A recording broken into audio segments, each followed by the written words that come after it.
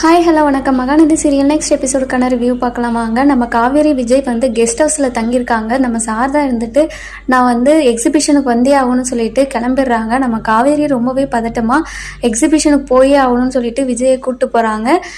நம்ம சாரதா காவேரி வரதுக்குள்ளே போயிடுறாங்க. காவேரி எங்கன்னு சொல்லிட்டு தேடவும் கால் பண்ணுறாங்க. நம்ம காவேரி ஃபோனையும் எடுக்க மாட்டுறாங்க. எப்படியாவது சீக்கிரமாக போங்கன்னு சொல்கிறாங்க. நம்ம விஜய் நான் காவேரி ப்ரெக்னெண்ட்டாக இருக்கிறதுனால மெதுவாகவே போகிறாரு. அதுக்கப்புறம் எடுத்துகிட்டு போய் விட்டுடுறாங்க. விட்டுட்டு அப்புறம் காவேரி கிட்ட நம்ம சாரதா எதுக்காக எங்கடி போயிருந்தா அப்படின்னு சொல்லிட்டு கேட்கவும், நம்ம காவேரி இருந்துட்டு ரெஸ்ட் ரூம் போயிருந்தோமா அப்படின்னு சொல்லிட்டு சொல்கிறாங்க. ஆனால் நம்ம சாரதா நம்புற மாதிரியே இல்லை. அதுக்கப்புறம் நம்ம காவேரி மயங்கி கீழே விழுந்துடுறாங்க. விழுந்த உடனே நம்ம சாரதாவுக்கு ரொம்பவே பதட்டமாயிடுது. தண்ணியை தான் எடுத்துகிட்டு தெளிக்கிறாங்க. தெளித்த உடனே காவேரி எழுந்து உட்காடுறாங்க. உட்காந்துட்டு என்னடி ஆச்சு, கொஞ்ச நாளாவே நீ நடவடிக்கையே சரியில்லை, என்னதான் ஆச்சுன்னு சொல்லு அப்படின்னு சொல்லிட்டு கேட்கவும், நம்ம காவேரி எதுவுமே சொல்லாமல் அமைதியாகவே இருக்காங்க. அதுக்கப்புறம் நம்ம சாரதா இருந்துட்டு ஹாஸ்பிட்டல் போகலாமா அப்படின்னு சொல்லிட்டு கேட்கவும், நம்ம காவேரி ரொம்ப பதட்டமாக வேணாமா அப்படின்னு சொல்லிட்டு சொல்கிறாங்க. அதுக்கப்புறம் நம்ம சாரதா ஏதோ விஷயம் இருக்குது, ஒழுங்குமுறையை தான் சொல்லு அப்படின்னு சொல்லிட்டு சொல்லுவோம். நம்ம காவேரி எதுவுமே இல்லைம்மா அப்படின்னு சொல்லிட்டு சமாளிக்கிறாங்க. நம்ம சாரதா அதை நம்புற மாதிரியே இல்லை. திரும்ப கேள்வி கேட்டுகிட்டே இருக்காங்க. நம்ம காவேரியால் பதில் சொல்ல முடியாமல் கடைசியில் உண்மையை சொல்லிடுறாங்க. நான் ப்ரெக்னெண்ட்டாக இருக்கேம்மா அப்படின்னு சொல்லிட்டு சொன்னதும் நம்ம சாரதாக்கு ரொம்பவே சந்தோஷமாயிட்டு ரொம்பவே ஒரு பக்கம் பதட்டமும் படுறாங்க. தான் பொண்ணு வாழ்க்கை என்ன ஆகுமோ அப்படின்னு நினச்சி ஒரு பக்கமும் பதட்டமும் படுறாங்க.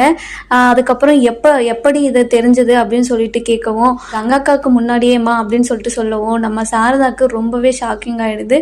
அதுக்கப்புறம் நம்ம விஜயும் வந்துடுறாரு. விஜய் வந்ததுமே, ஆண்டி இங்கே பாருங்க, நான் காவேரி விட்டு எங்கேயுமே போக மாட்டேன், காவேரி எனக்கு மட்டும்தான் அப்படின்னு சொல்லிட்டு சொல்லவும், நம்ம சாரதாக்கு என்ன பேசுறதுனே தெரியல. ரொம்பவே அதிர்ச்சியில் நின்றுட்டு இருக்காங்க. விஜய் சாரதா கிட்ட நிறைய விஷயம் பேசுறாரு. ஆனால் சாரதா எதுவுமே கேட்குற மாதிரி இல்லை. ரொம்ப அதிர்ச்சியில் நின்றுட்டு இருக்காங்க. இன்னொரு பக்கம் பார்த்தீங்கன்னா நம்ம பசுபதியும் ராகினியும் நம்ம காவேரி விஜய் எப்படி பிரிக்கலாம் அப்படின்னு சொல்லிட்டு பிளான் போட்டுட்டு இருக்காங்க. நம்ம வெண்ணிலாவோட மாமா கிட்டையும் சொல்லி எதையோ சொல்லி நம்ம வெண்ணிலாவோட மாமா மனசை கலைச்சி எப்படியாவது விஜய் கூட சேர்த்து வச்சிருங்க அப்படின்னு சொல்லிட்டு பிளான் போட்டுட்டு இருக்காங்க.